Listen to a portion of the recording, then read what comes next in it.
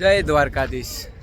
હવે દ્વારકા આવતા આવતા તો બહુ મોડું થઈ ગયું, પણ નહીં ધોઈને પરવારતા આવ્યા સીધા નાગેશ્વર.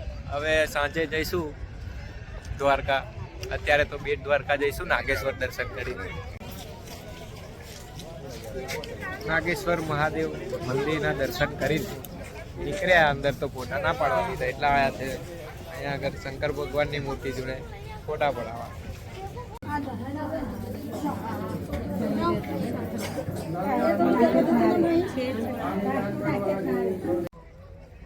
બધા ગયા છે બેટ દ્વારકા, હું રહી ગયો દ્વારકા.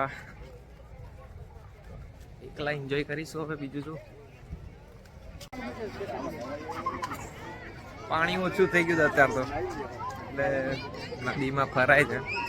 સામે દરિયો દેખાય છે, હવે ઓછું થઈ જાય.